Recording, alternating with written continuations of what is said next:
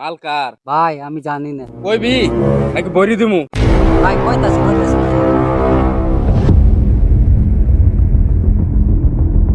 ভাই আপনার বালুর মহলে কে জানি হামলা করেছে। এই ওরা বরি দে।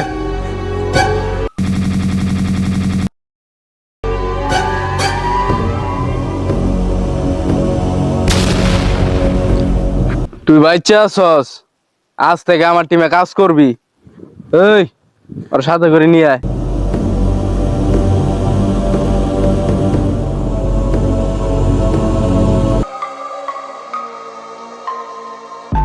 তুই কইছিলি আমি কোন রকম ঝান্ডা নিয়ে আইছি আপনারা খবর দিতে।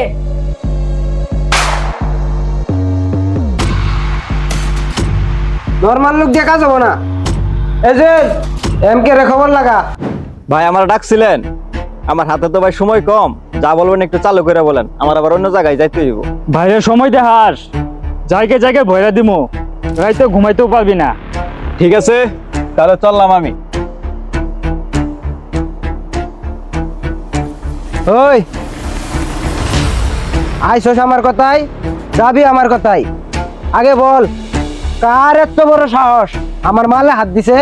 খুঁজা বাইর কর, 24 ঘন্টার মধ্যে খুঁজা বাইর কর। টাকা কে দিবে? এই জুয়েল, পরে টাকাটা দিয়ে দে।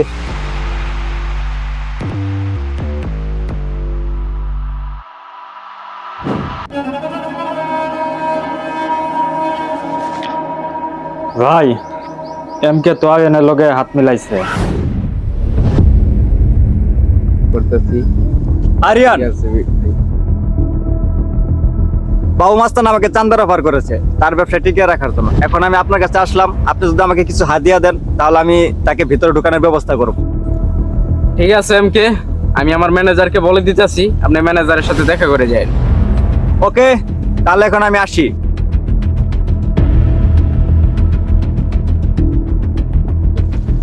এমকে তুমি বাবু মাস্তানের কাছেও চান্দা নেও, আবার আরিয়ানের কাছেও হাদিয়া নেও।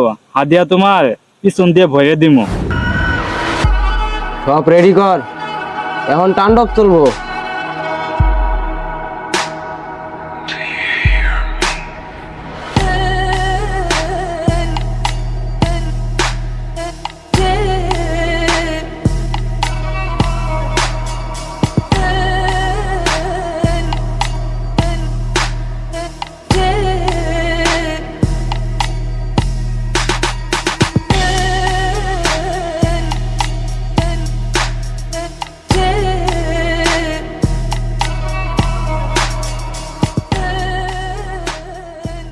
ওই তোর এত বড় কলিজা আমার মালে হাত দিছস?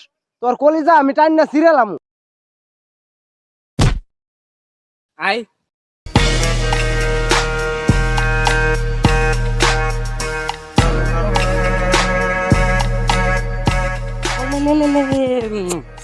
আয় আয় কলিজা সির আয় আয়। ওই তুই বাবু মাস্তানের সাথে ভেঙ্গানি সুদাস? এই জুয়েল, উলি লি লি লি, ভয় পাইছি আমি ভয় পাইছি। সাহস থাকলে খালি হাতে আয়।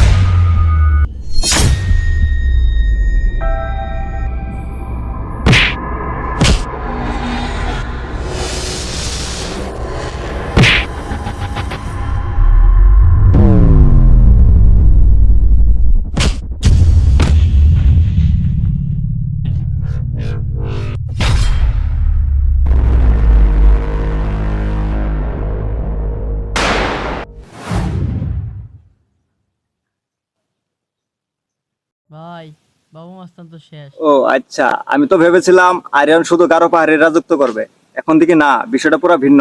ওইদিকে পুরো শেরপুর ডিস্ট্রিক্ট রাজত্ব করার জন্য মাঠে নেমেছে।